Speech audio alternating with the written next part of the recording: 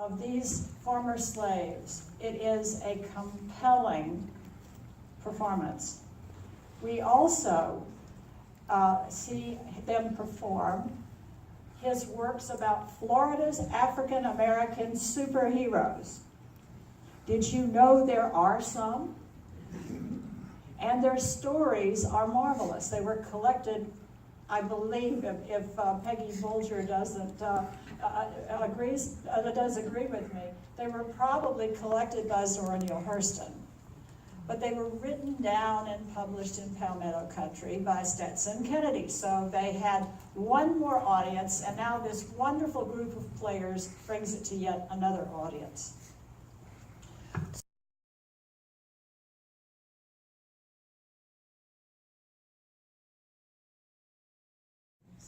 Was still alive in the United States, who could describe what slavery was like from the slave's point of view.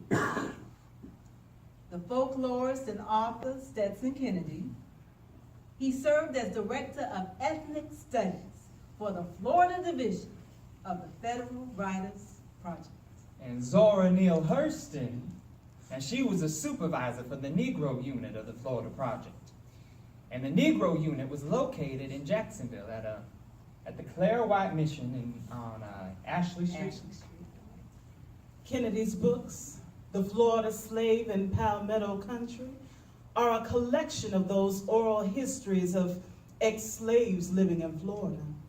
The collection relates the ex-slaves' hardships under the system of slavery, the abuses of their civil and human rights in the aftermath of Reconstruction, and their strength to survive and make contributions to American culture. The narratives even included folklore of Black superheroes.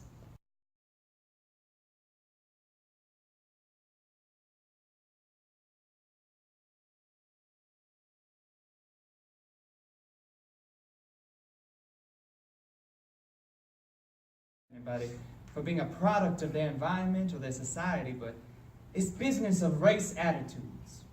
Now, it is something that we white Americans got with our mother's milk and the air that we breathe. And the Klan is just, you might say, a flea on the dog of racism. And we've got to address ourselves to that. The Klan and other terrorist groups, they are just fleas on the dog of racism and are appealing to this mad dog streak in our society.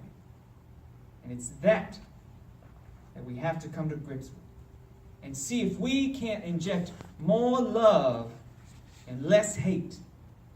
Now, because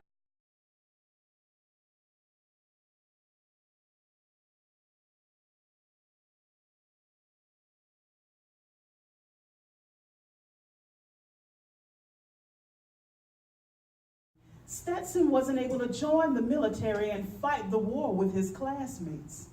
So he went undercover using the alias John Perkins to infiltrate the Ku Klux Klan. When he was in Atlanta, Stetson went to a juke joint that was frequented by Klans members and found himself a Klansman. Do you hate blacks and Jews? Yeah? You have $10? Yeah? You can join the KKK. so many times Stetson had to stand in front of a mirror and he had to practice so he'd be believable in front of the Klan. Stetson said that 1/3 of the Klan membership consisted of law enforcement officers, and even prominent officials participated.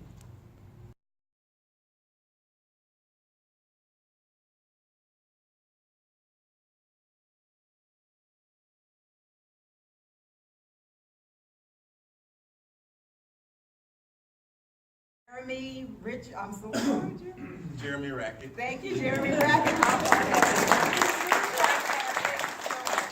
This is Rodney Holmes. This is Chantel Robinson.